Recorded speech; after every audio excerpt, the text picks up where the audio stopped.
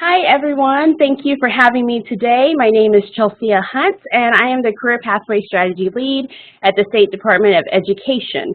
So today I just really want to enjoy this time with you, answer any questions that you might have surrounding individual career academic planning, and then go from there. I will always have the chat box on, so if you have any questions, feel free to ask me and I will make sure to keep mindful of that.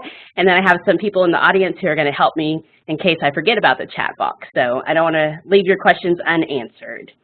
So today I just want to go over really, I believe a lot of you have already heard about individual career academic planning, but in case you haven't, I just want to share an overview with you, really address the why, the what, and the how of ICAP. And then I really want to dive deeper into our ICAP pilot study, really talk about our study requirements, what the pilot districts look like, and see if you're involved. And if not, and you didn't know one of your school is a part of the pilot study, that you can get connected and start joining us in that work progress. Share a little bit about some of the results that we have from our outside vendor study, who's doing an external study for us. And then really talk a little bit about what are some of the requirements of the 2018-2019 pilot school districts, and then conclude with some of the next steps. What are the ICAP tools and resources that are actually coming your way, so that when ICAP goes into full implementation in 2019-2020, you'll be better prepared to address this wonderful initiative. So really to give you just an update and just a rehash about what our vision is for ICAP.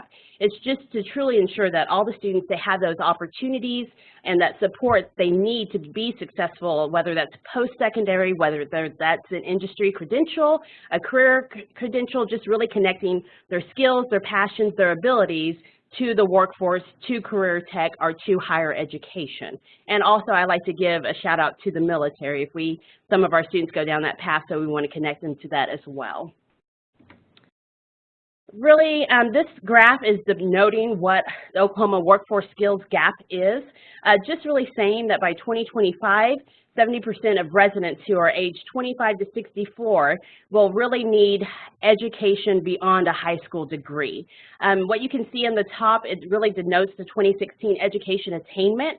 I can tell you that they are working on 2018 education attainment and then 2028 new jobs, but I'm waiting for that to get confirmed before I actually share it.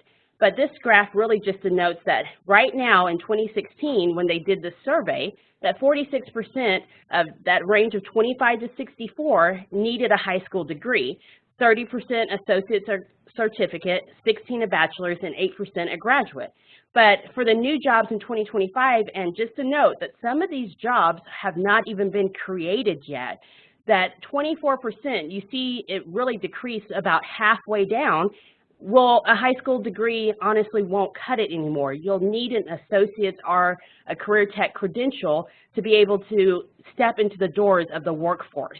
And so we are, part of this ICAP is really how do we close this workforce skills gap? How do we start helping our economy grow even more? And how do we ensure to make sure those students have every opportunity and availability while they're in high school to get that exposure to careers so that they can be better prepared for the workforce?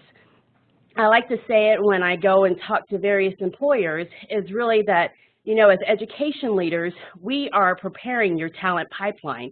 And as workforce members and business industry leaders, you are getting ready for the talent pipeline. So we both need to speak the same language and not have that barrier between each other so that we really are able to really help our economy come to a greater state than what we are right now. So ICAP is a great effort that is able to help, again, close that workforce gap and really get students connected with their skills and passions and connect those with the career of their choice. Really, we like to show this graph. If you've heard our presentation before, just to denote, we recognize and understand this. The numbers do not add up to 100%, it's actually 101, but this graph really is just denoting the sectors of the purposeful, the dabblers, the disengaged, and the dreamers. Really the purposeful, they really kind of know what they want. They have that clear understanding, this is what I want to be in life. Disengaged, really they don't have that purpose, nor do they have a goal to want to find out what that purpose is. The dabblers, oh, these are good ones. They're really trying so hard to commit to a purpose, but still have that struggle of really what do I need to do. I probably find myself in the dabblers just because I have so many options, but then when you give me so many options, I have a hard time narrowing it. So I might actually fall in there. But then also I think I fall with the dreamers as well because they imagine great things, but sometimes they don't have that practical pursuit. So how do we recognize what our students are? Where do they fall in here? And then how do we better associate with them and better tap into what they need? And how do we get them from being maybe a dreamer or a dabbler to being the purposeful? So that is one thing that ICAP is getting ready to help students be more purposeful and intentional about the path that they choose for their future careers. So why are we using ICAP? If we look at our national study, it really breaks it down into 4 main things. One is to establish that there's purpose for students, and we all know that that's good to know what you want to be. I just showed you that diagram that showed the purposeful. The second thing, it increases that student engagement. I also like to say it increases the family engagement. ICAP is really a whole student, whole body concept that you need the students, you need the parents, you need the community, and you also need the educators to come together and really make this work and be successful. We all need each other. And then it also provides an intentional process and structure just to give that guidance so they can stay on the right path towards the graduation. And then it increases the career readiness. Of course, this comes in various ways, whether that's internships, more exposure to work-based learning. When I say work-based learning, it really is a summation of apprenticeships, internships, job shadowing, mentorship. So just giving students better awareness of what those careers are out there and getting those hands-on experience so that they will be ready to say, oh, this is what I want to do. Oh, well, maybe this really isn't me. And hopefully they get that exposure in high school so that it can save a little money if they go post-secondary route. I know for me it would have been great if I had an ICAP because then I wouldn't have had so much student debt. I finally figured out what I want to do, thankfully, but it would have been great growing up to have that more structure and alignment to really tap into what I truly was interested in and how can I go and be successful and have high wage and be employable in society.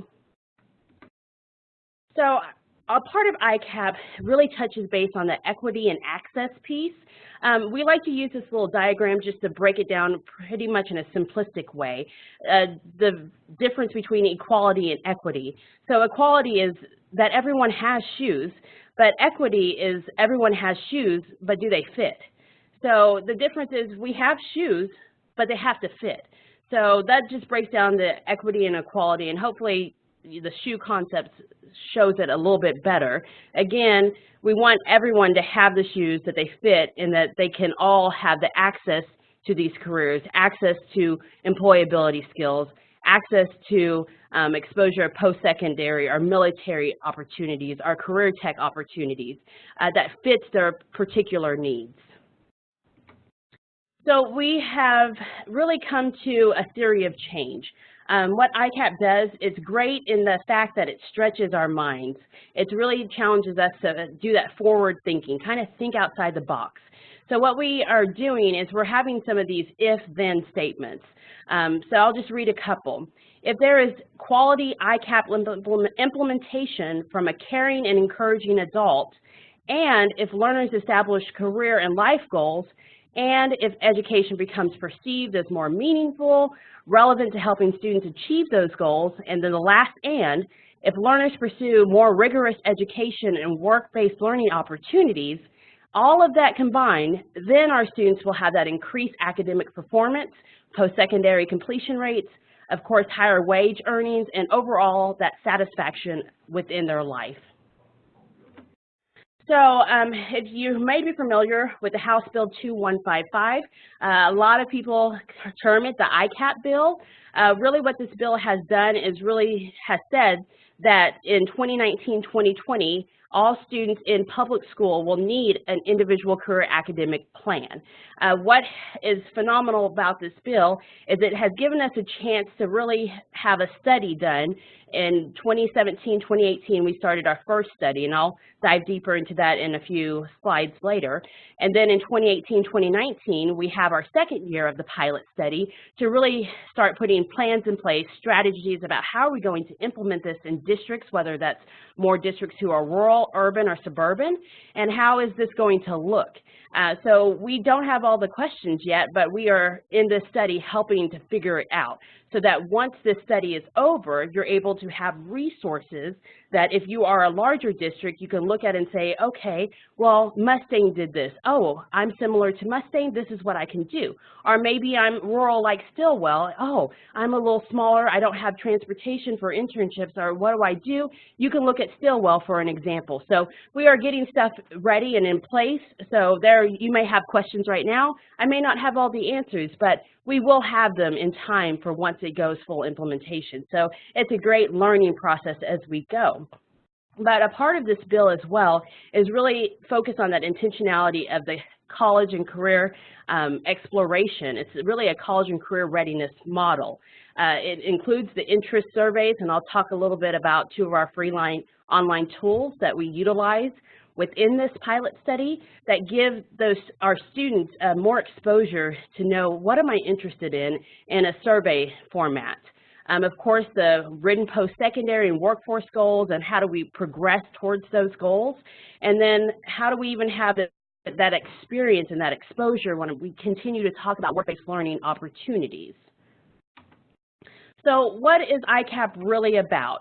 Well, just to give you the definition of ICAP, ICAP again stands for Individual Career Academic Planning.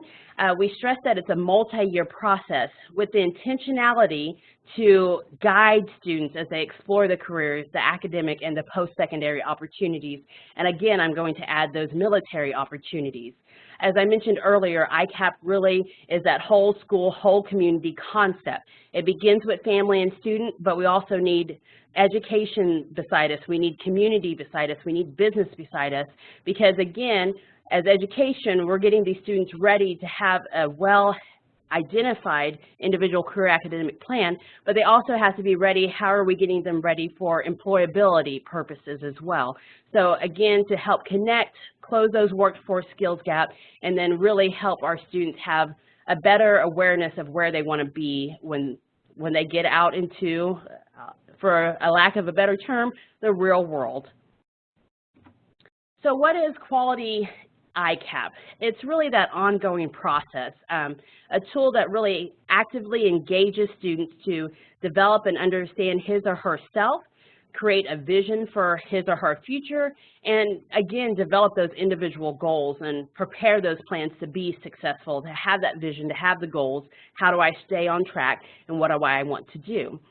ICAP is also a product that it has documents that reflects the student. So you get those, again, through those interest surveys. You get it through any of those work-based learning opportunities. Some school districts have evaluation forms so they can see how students are progressing. Businesses are able to even evaluate that and kind of showcase and say, okay, well, your strengths are here, but you need improvement on here. So that's a really good exposure, and to really say, do I need to stay in this career field, or do I need to go to a different career field? And then, of course, a record of college and career readiness skills as well. We like to always showcase the career development continuum. I provided a link for you so you can see the guide for yourself. I believe this PowerPoint will be shared with you as well, and it will also be on the State Department of Ed website. Just go to the sde.ok.gov. In the search bar, type alternative education, and then it'll bring you to the site, and then click where it says webinars, and you'll find the whole list of webinars that are geared towards alternative education, and how our agency has various programs that work together and intertwined with alternative ed. So really what the career development continuum is, it really breaks it down. K through 5th grade is really that career awareness, where students get that opportunity to learn about a wide variety of careers. We really like to say that ICAP starts early. With the bill, It starts it'll start freshman year with ninth graders in 2019, 2020. I'm sorry I didn't clarify that earlier. But we like to say that our ICAP starts earlier than that. It starts really at 6th grade, and it starts before that. It starts when you get to it and you think about purposeful play in elementary. If you're an elementary counselor on here, it's that concept of purposeful play. How are we starting to get our students aware? I know when I go in the field and I talk to some counselors, some employers, they have a hard time recognizing that when in elementary we invite the policeman or the firefighter or the chef to come talk to our students, that is a part of career awareness and career exposures for our students to learn this is what I could be one day. Of course, you hear that saying, I want to be the next president of the United States, giving them the possibility to dream and to dream big and make that a reality. In career exploration, that is really the 6th through the 8th grade. It's where they begin to explore and really research and plan for their future. That's a good age in that middle school age. And I can tell you some of our ICAP pilot studies, some of them have chosen to start in the 6th and 7th and 8th grade, and some have chosen high school range.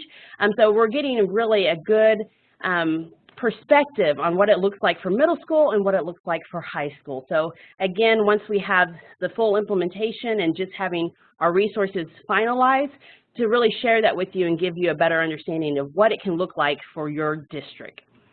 And then career preparation, that is really the 9th through the 12th grade. It says 16. Maybe we did age range on that one, but it's really 9 through K, and it's that gaining that education, the training, the work-based learning experience that I mentioned earlier.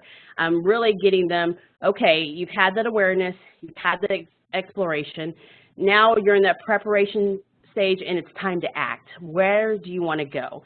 To know so that once you walk across that stage, you already know, I'm going straight to a career tech and I'm going to get my certification and I'm going to move on. Or I'm going to go straight and get an associate's degree and then go to a FourYear. Or, you know what, I'm going to the military. That's where I'm going. But we want you to have a clear path so that you walk across that stage, you know it, you're saving your time, you're saving your money. It helps the parents and it helps our community that whole aspect all around. So what are some key elements of ICAP? ICAP really is relationships.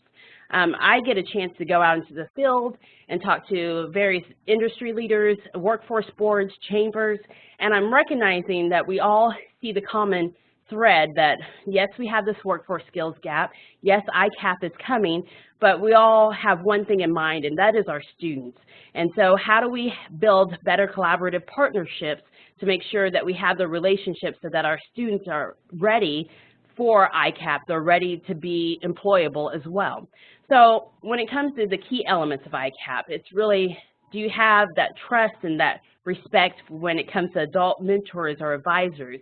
Are students feeling comfortable to walk into a counselor's office and say, this is what I want to be career-wise, but I'm struggling. I don't know how to get there. I'm a first-generational student. No one in my family has done this before, so I don't know what it looks like. Are they comfortable to come in? I'm a student of poverty. I don't know what to do. I don't even see myself coming out of poverty. To have those conversations with you. And it doesn't just have to be a counselor. It's not on the counselor's shoulders alone. They can come to a teacher. Teachers have great impacts just as well as counselors. Everyone who comes in contact with a student impacts that student's life. So remember that, whatever sector you are.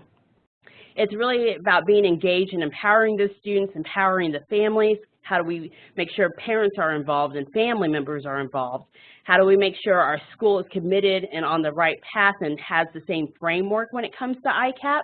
And how do we make sure we're supporting all of this with our community and keeping them engaged into this process? Also, key elements for ICAP is student self-awareness and their vision for his or her future. And of course, combining that with the academic, the career, personal, and social goals. And it even touches base on the personal financial literacy. I know I believe we're in the month of October, but I think this is in November that I'm going to be talking at the Financial Education Conference about ICAP and how does that relate in a financial literacy perspective, and how just the more we're all aware of ICAP and how it's coming down the pipeline, the better that we are to be able to in each of our areas to be able to help our students, to help our parents, to help our educators, whether that's career tech, higher ed, military-wise. We all need to know what's coming down the pipeline for our state so that we can have that language. I know I was on the phone this morning with one of my regions. I'm doing a regional core teams because I'm creating right now a business education partnership toolkit, and what does that look like? How do we get industry leaders connected to ICAP? How do we address our language barrier? All of that good stuff.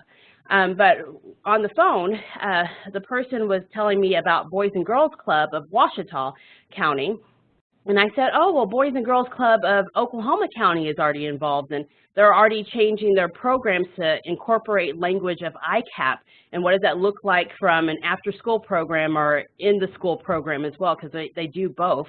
And really having those conversations with us so that they can start structuring it. And businesses are doing this as well. And so just all having that common language, again, getting ready for ICAP. So we like to show this graph. It's any of our tools and resources. You can also find that on the State Department of Ed website. And in the search bar this time, you would just type in New Skills for Youth, and then you can find all of that information. And I will tell you a little bit coming down about some of our resources that are being updated, where you'll have a better streamline to see all these resources that are coming your way. But we really like this graph because it denotes the difference between a 4-year plan and what ICAP looks like. Just to point out a few of them, one that I like to point out is for a 4-year plan, it's really a focus on that career application and elective CTE classes. But in ICAP, it's changing our theory of change, as I mentioned earlier, in our mindsets, and it's showing that it's a career application in all classes. That's how we want every class to have the language of individual career academic planning, and what does that look like for each student. It no longer acts as a 4-year plan, but it goes into more of a process of, again, I said that multi-year process for 6th through 12th grade, but not only ending in 12th grade, it goes beyond 12th grade. The next one that I like to highlight is under a 4-year plan model, we really emphasize that high school graduation equals an endpoint. But when it comes to ICAP, high school graduation equals a checkpoint. It's just a checkpoint on where they're going next. They get out of high school, that's right, but they don't stop there. They still have more to go to get to the career path of their choice. So it's really reshaping how we think about ICAP, how we think about a traditional 4-year, and how ICAP comes in and it changes the vision of that. So that's a good little graph that we like to use just to depict what is different from a traditional, again, 4-year plan. So how is it all happening? What is it looking like currently in some of our school districts? And all of this we're learning through, of course, our ICAP pilot study. We're learning that ICAP can be implemented in a variety of ways. One way is provide a brown bag lunch session. I really like this opportunity because you can invite business leaders or community leaders over the lunch period with your students and sit down, and every student brings a brown bag lunch. Remember those brown bags that we have? I think you can get them at Walmart. If you don't like Walmart, they got Crest. And you just get a brown bag, bring your lunch, and just really let your students talk to those industry leaders and ask them those real questions. How did you get where you are now, and what steps did you take? Did you go post-secondary? Did you go career tech? Did you go military and then come back to post-secondary? How did you get to where you are? How did you know you wanted to be a doctor, or you wanted to be an electrician? How did you know you wanted to be a welder? Just answering those common questions and getting them that one-on-one. At this time, I always like to tell this story of my 4th grade teacher. Her name is Mrs. Beam. And this touches base on the life skills aspect. And she recognized that we were a rowdy bunch having some hard times. And she just said, and that when it came to the lunch table, we just didn't know how to act.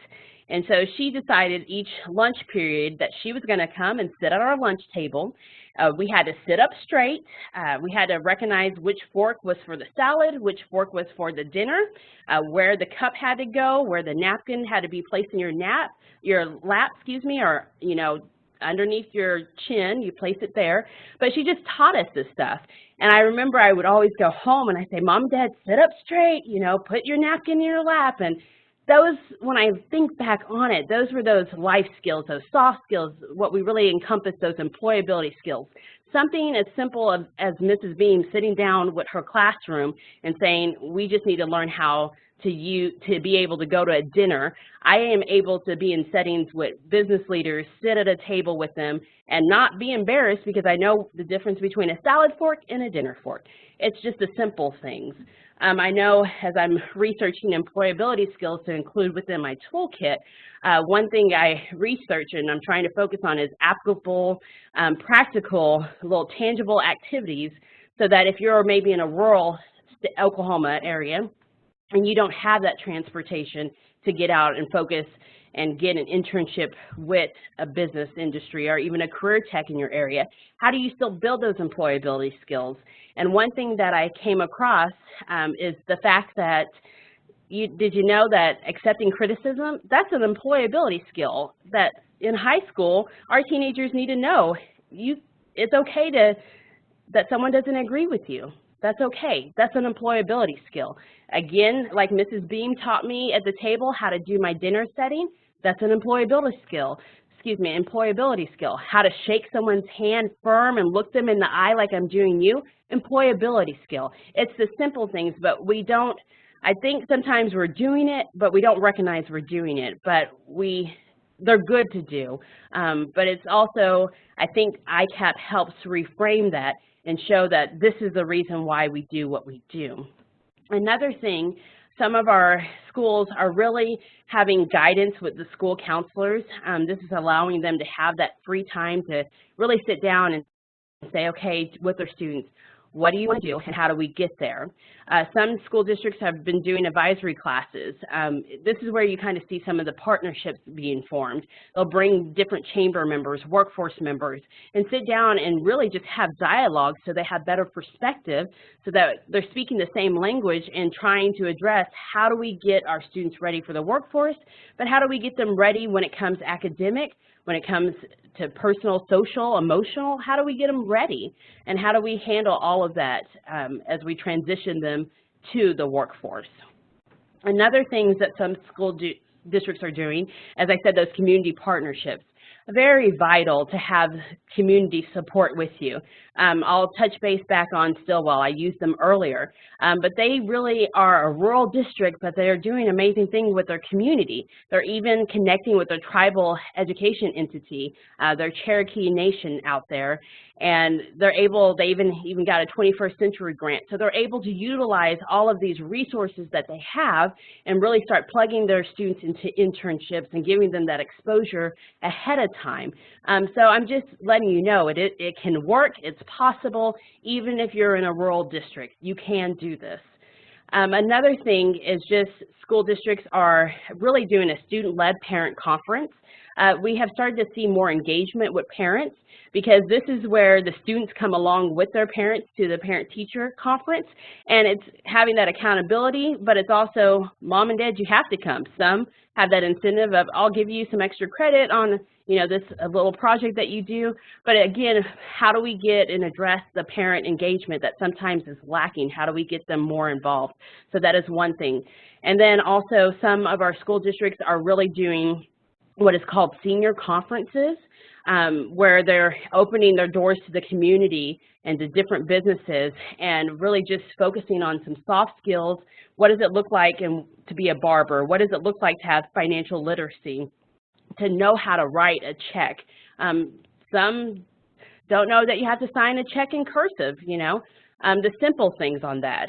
What does it look like to just have that community partnership around? But those senior conferences are really good. There are some on our website that's called Share Your Story, so there's some information on how some of our districts have been utilizing that, but we will highlight that in some of the resources. So that's another resource for you on maybe you want to have a senior conference, how do I do that? There's a model for you to follow and just, again, that's just Share Your Story, and it just tells you verbatim how they did it and how they connected and some of the Food industries provided free meals. One school district, a church, opened their door, and that's where they held the senior conference, and they had the buses for transportation. They went and got the students from the school and brought them to the church, and then had all this career exposure going on. So it is happening. Good stuff is coming from just districts being able to dialogue with one another and saying, what's your best practice, and maybe I can do that in my school as well. Now I want to transition into the ICAP pilot study and really just tell you a little bit more about what's happening in that arena. Some of the requirements that we ask of our ICAP pilot study districts, and just to mention that this was a volunteer program pilot study, so districts who wanted to know more, even though ICAP has not been fully implemented yet, and it's again coming in 2019-2020, this was for them to really get a chance to have a head start on what this looks like. So one thing that we require is that they choose an online tool, whether that is OK College Start or OK Career Guide, and I'll break down what's the difference about them a little bit later. But then they're supposed to schedule those trainings with those for their districts on those tools. Another requirement is commit to provide parent nights, both in the fall and in the spring. Commit to attending monthly ICAP team webinars. We host webinars here where they have to come and get updated, and we have to see their progress on what they're doing. Commit to responding online surveys. That just helps us have good feedback. Again, as I said, we have an external evaluator who helps. It's OU, University of Oklahoma K-20 Center, is really doing surveys for us on this pilot study to see what are our best practices, how can we improve. So we've got some good feedback from the first year, which was 2017-2028, which I'll share a little bit with you. And now as we proceed into our second year, 2018-2019, we have a better framing of how we want to do things, which is because of the input that these districts have given us.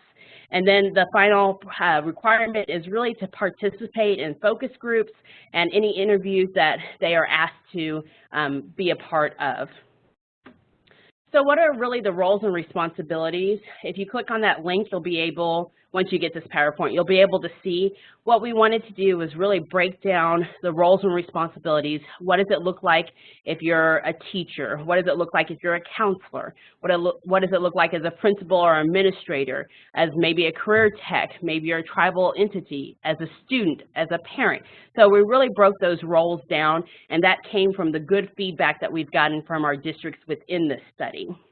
But as I've been saying as well, ICAP is really that concept of the whole school and whole community buy-in, that we can't do it alone. We do need each other. We need those partnerships to be stronger so that we can know what ICAP is, it's coming down, but also get ready in high school. You know, we are preparing our students, but again, the community and the workforce has to be ready for these students that are coming for those new jobs like I showed you earlier in that workforce skills gap. And it does come, it's not just, and I know we've had it emphasized, and we like to emphasize, and we continue to emphasize, it's not on a one person's shoulder alone. It truly is that whole school, whole community buy-in. Again, check out that. It really breaks down those roles, the responsibilities in a very effective way. This next chart that I want to share with you is, as I mentioned earlier, ICAP is really a college and career model, college and career readiness model, And so what we've done just from our input from various school districts is really broken this down in a career development aspect. What is that like for a student, a parent, a teacher, a district rep, a counselor, a principal, and an employer? Of course, these documents are always changing. That's a good thing about a pilot study. You're gleaning and you're able to improve as you go. So as a student, really, what it looks like for you for career development purposes, you're creating this ICAP. This is your individual career academic plan. So you create it, you go through that review process. The tools that you use is OK College Start and OK Career Guide, and our online learning community platform, which I'll share with you a little later. As a parent, your role really is to help support that student, sit down with them, review what the ICAP is, what they have to complete, how they have to get this done, and then we broke down the tools. As a teacher, really integrating ICAP into your curriculum, into your lesson plans, providing that career advising when you have the opportunities with your students, and help lead and engage in the meaningful conversations. And some of your tools is career curriculum. Within each of OK College Start and OK Career Guide, there are already curriculums that's there, lesson plans to really help you if you're utilizing those tools. I know those are the 2 free online tools. We do have some school districts which are using Naviance, so that's a paid tool, but they're using that because it was already most feasible with their district.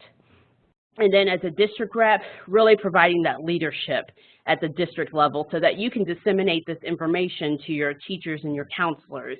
And also engaging the workforce boards, getting the opportunity at each chamber and each workforce region has meetings, going to those meetings and being a part of the dialogue and providing that feedback, because you can't just have business at the table and you can't just have education at the table. You have to have them together so that we know how to truly better improve for our workforce skills gap.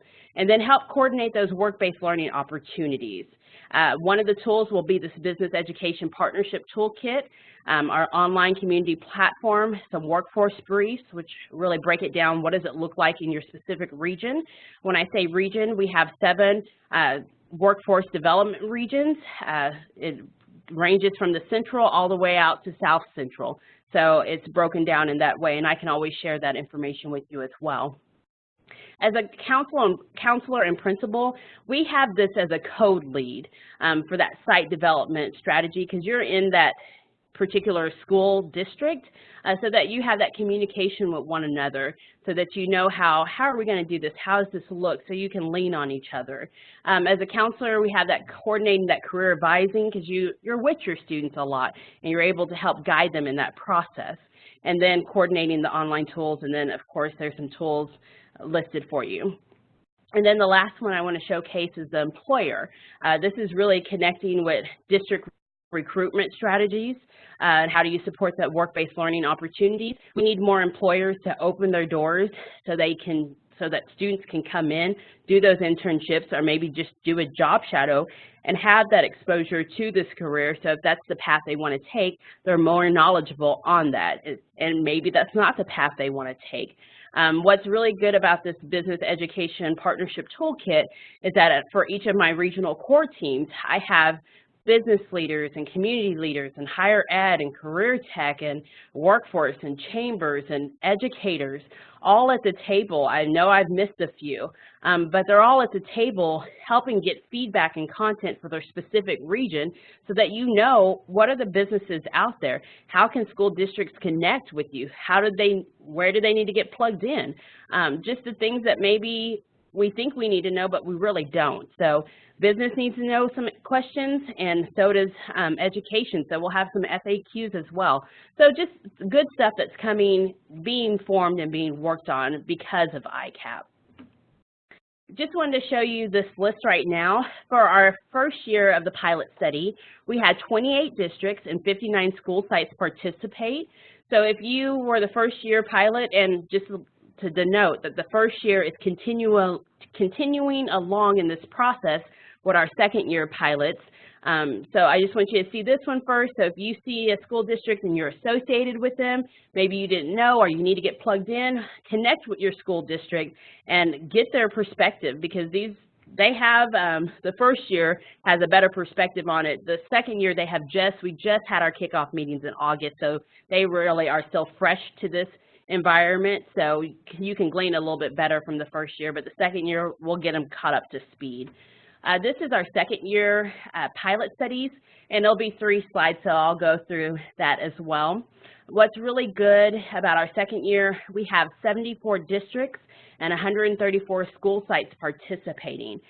What I like about this is in our first year of the pilot, we had more urban, more large school districts. Now we have a lot of rural school districts, the smaller ones who have come on board, so we really can have a better understanding of what does it look like in a large compared to a smaller district, and how do we address all the needs that are so different when you come into these sectors. So this is the first round. Again, if you see your school, you need to get plugged in, let me know. Again, on those roles and responsibilities, once you look at those lists, those are the lists also of individuals that we've asked to be on an ICAP core team.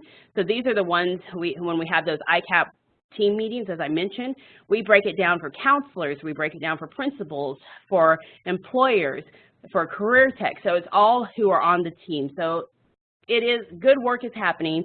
These school districts are participating and giving us good feedback.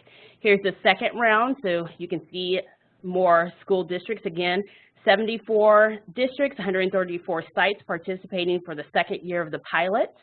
And then here is the third slide. I might have gone a little fast, but again, this PowerPoint will be made available to you so you can really take a look at it and see, oh, is my school district, or maybe I'm a career tech and I have a sending school that's here, or maybe I'm a higher ed and I'm associated with some of these schools, or I want to plug from some of them to get the feedback on how the ICAP process is going as well. This is a diagram that's really we just got it in August. It's our very first results from our first year of the pilot study. What was some key findings for us is that ICAP leadership teams, they need feedback on progress. And this was good because we need to be able to get better. We need to know what you need from us. Some said collaborate with other ICAP sites. So what we've made from that is having, we really have a Google community. That's how we do it. And so we have made lists of each of our ICAP school sites and who they can connect with, whether that's each separated by each of the roles. So that has helped school districts have better communication. One thing is the smaller communities need more community resources. So those are the issues that we are trying to address. Some of that will be addressed in the business toolkit. Some of that is addressed in Oklahoma, Office of Oklahoma Workforce Development has created a WBL, which again is known as work-based learning guidance. How do you address the issues of insurance and liability? As State Department of Ed, we have some FAQs about internships and work-based learning and what does that look like. We also have some internship codes. They're semester-long codes for our juniors and our seniors. That is something that came from input from our pilot school district saying we need to, if we're having students go outside of school, they need to get some credit for that. So good stuff. And then family awareness and engagement in ICAP is essential. And it's all, we know that, but it's good to see study results that back that up. Some recommendations, and this is great that we got this in time before our kickoff meetings in August so that we know how to reframe and really structure our second year of the pilot. One was develop an outline of grade level goals, which we are doing, and I'll showcase in a few slides coming up some ways that that has been taken place. One is encourage sites to build cohesive leadership teams.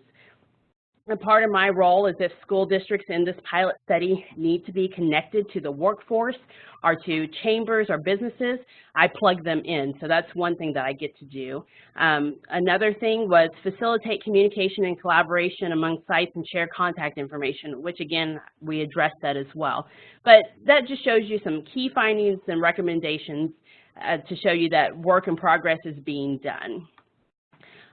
What this slide denotes is really that our year 2 pilot districts, what they're going to focus on. The first thing is they're focusing on a college and career readiness equity action plan. And so they are really choosing a problem of practice, and it really goes into the sector of family engagement, limited capacity, college and career readiness culture, underserved populations, our business and community engagement. And their goal for this this phase of the pilot is really to focus on that problem practice, and then what are some things that you're going to do to help rectify that problem. Again, when we had our kickoff meetings, some were focused on the big, these are huge, huge concepts, but we're just asking you to just do one thing, to not make it so scary, so big, grand scale, but get it kind of to that simplistic goal. And so that's what they're working on. They have some good actions. It's already been completed. We had a deadline for them to complete that. So that's helping them as they progress through this pilot phase. Another thing is, the second thing is really some implementation strategies. We are sharing with them some options A through D, and it's really only being highlighted with the ICAP pilot school districts, so hopefully that they can get a framework so that once we have full implementation, we are able to share, and again, what does this look like on a big, larger scale? What does it look like on a smaller scale? And another thing, and I do see some questions, and I will pause in a few seconds to answer those. We have developed this, but the K-12-20 Center, as they continue along in the study of this to see what we're successful as, they will be able to denote which school districts have chosen, maybe that's option A compared to option C, and how does that really look like, and how did that work out for them. So that is some good feedback that's coming down the line.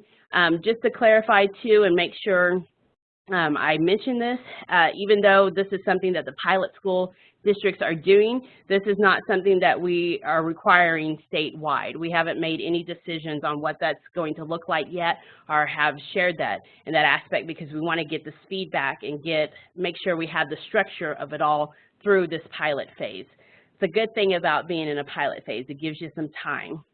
And then our third thing is really a district decision delivery models. And so one thing that they're going to be able to do on the delivery models is some districts are going to do it during their advisory time, some will be able to do it during an elective class, or some will be a combination of both. So I'm really looking forward to seeing what the results are and how districts move along in this process. I'm going to pause for a second for some of the questions, make sure I have a chance to answer them. One of the questions was, okay, I noticed CEUs were also available for this webinar. How do we get ours formed for that? So he will give me attendance, and I'll send out a PD certificate to all friends that participated, and tell them that if they need a CEU form to email me, so they can go ahead and email me if they know they need that. Okay, so if you need a CEU form, Jennifer will actually connect with you. She will send out, once she gets this recorded webinar, she will send this information out to you. But if you know specifically that you need one, please send her an email and she will get that to you. But she will disseminate that information in that aspect. And then another question, are there documents to help map these plans for kids? Yes, there are documents. Before I answer that question, Jennifer's email is Jennifer, Jennifer, .Wilkinson, WILKINSON, @sce.ok.gov. And again, you'll see that email from her.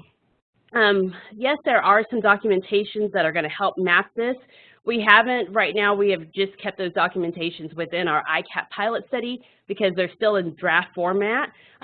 Some, like the FAQ, some of these documents are already listed on our website. Again, that's sce.ok.gov, and you can type in New Skills for Youth, and then you'll see some ICAP resources, and it'll break it down by businesses, by what the school districts are already doing in the ICAP pilot study. So that's where you're going to be able to see our documents that are already publicized. The draft ones, we're still working on those. Good question on that. Okay. So our ICAP online tool, one is OK Career Guide, and that is really a free online tool for students and families offered by the State Department of Career Tech. That includes the career interest assessments, really focuses on scholarships, financial aid, so that's a career exploration model. And then our next one is OK College Start, which is a career exploration model, also a college career exploration model as well. And so that's focused where you have the electronic transcript exchange system, maybe some interest assessments, and both of them are very similar just by different providers.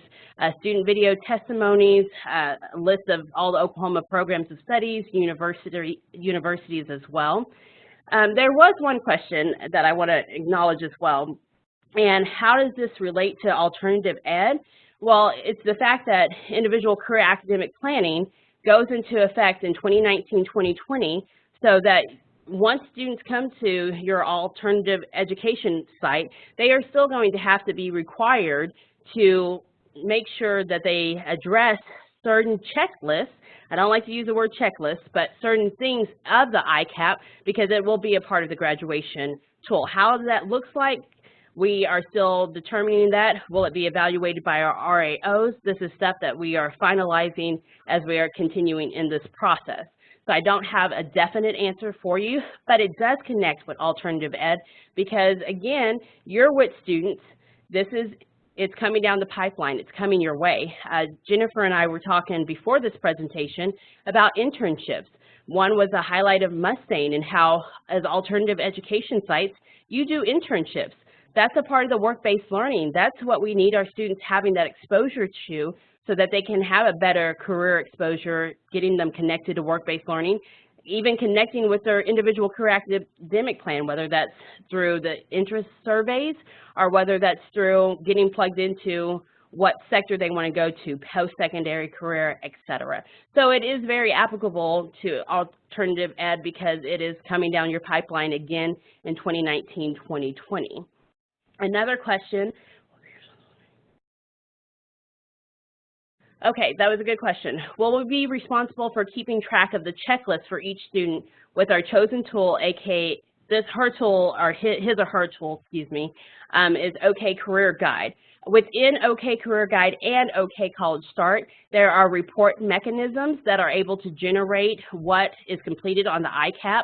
I know OK College Start has an ICAP template where it makes it by grade what you'll need to do, and then once the student does it, it kind of checks it off of their online platform. So each tool site has a reporting mechanism that counselors or educators are able to draw and run those reports. Again, how's that going to look? Is that going to be something that will it go on the transcript, or it be just something an RAO will sign off on? That's the discussions that we're having right now. So again, can't give you the final details, and I apologize for that, but we will make you well informed once we have it all concluded. That was an excellent question. Thank you. Another online tool that we're doing is our online learning community platform. What's really good about this platform, we have one aspect that is the careers in the classroom. That is going to be also used on the Career Expo Week, which I'll talk about in 2 slides, I promise. But that'll be really for our ICAP pilot school districts to have an overview of what does a career look like from maybe they can't get out when this out into the field and actually see an industry door. So an industry leader can be on camera and really showcase to a student what it looks like to be in their field. So it's that virtual reality in a sense. Also on this website, this website will go out to you in around January of 2019. We're finishing up a couple of models. So getting it really, making sure technical, it works, and we have people reviewing it for us, but we are about to get some of these resources that will come down the pipeline for you. But it's a really good tool. It has some amazing videos from students who are in the career field and they graduated from an Oklahoma college or university, and it just highlights it. Some of the industries that we've showcased is like Bluebell, Integris, Terracon. So really good stuff on really starting to connect business and education and students having a more exposure with a one-stop shop. It does not take the place of OK College Start or OK Career Guide. This really just sets them up with their ICAP, and then it has a section that says ICAP Plan, and it denotes and directs them to either of those sites. So just to let you know on that. Some support and resources. Again, that's our website. That's the direct link. So you can find all those documents that I mentioned earlier that we already have available for you. Please sign up for the ICAP newsletter. It's our college and career readiness newsletter. This is where you get the latest updates on ICAP, the latest updates on some industry partnerships and collaboration efforts that we're doing within our internal agency. Also, our ICAP pilot team meeting webinars, you can kind of see the process of that. We already have information again about pilot year 1. You can watch some of the videos, see some of the share your stories, and utilize that service. If OK Career Guide is your tool, your contact is Erica Harris, and there's her contact information. And if OK College Start is a tool that you're using right now, Teresa Shackley is your contact for that. We always like to say follow us on social media, whether that's Facebook or our website, to keep you up to date. And then our online community platform, you're able to have access to that right now. It's not publicized, but if you need me to send you a code, I can give you a code. That way you can kind of look around and see what it's like. Coming soon, just some helpful professional development materials that we're working on is an ICAP toolkit. This is really just kind of, again, to note what is ICAP, what does that look like. Someone had asked earlier, how do you break this down by grade level? We had a cohort of counselors come together and create this toolkit, and they have broken down structures by what does this look like in K through 5, 6 through 8, 9 through 12. They also are going to have some samples of toolkits where, not toolkits, excuse me, newsletters where you can make it your own. So great stuff is in this toolkit. It looks amazing. It's just going through an internal review at this time, along with our online community platform. And the Business Education Partnership Toolkit, I've already mentioned that as well. Those three things are going to be completed around December. We will get them through an internal review and then hopefully get them out in the 2019 year so that we can have professional development ready for you as you prepare for this. One thing that we're going to do, also on our website, there are some ICAP webinars, and that really was good perspective if you're looking to hear what does a school district think about ICAP, how did they overcome limited capacity, how did they do with family engagement, all of that. You can see that on our website already, but we're going to have ICAP webinars occurring every third Thursday of the month, starting in January of 2019 through December of 2019.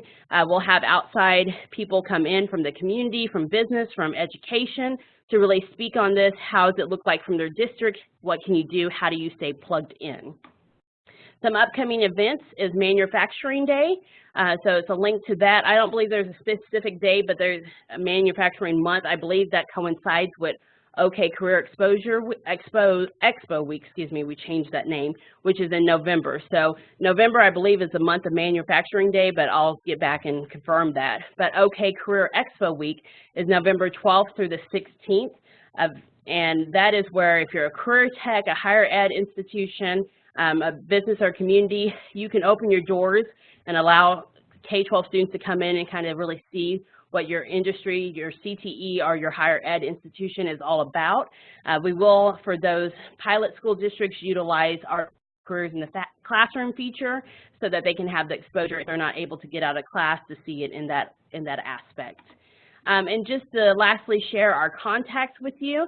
This is my team. Our deputy soup is Dr. Cindy Koss. Marissa Lightsey, who's the program manager of New Skills for Youth, and myself, of course, and Kristen Ashley, who's the executive director of counseling. I will pause for any last-minute questions, and I want to thank you so very much for your time today. I think we came right on dot for that, so that's good. Are there any last-minute questions?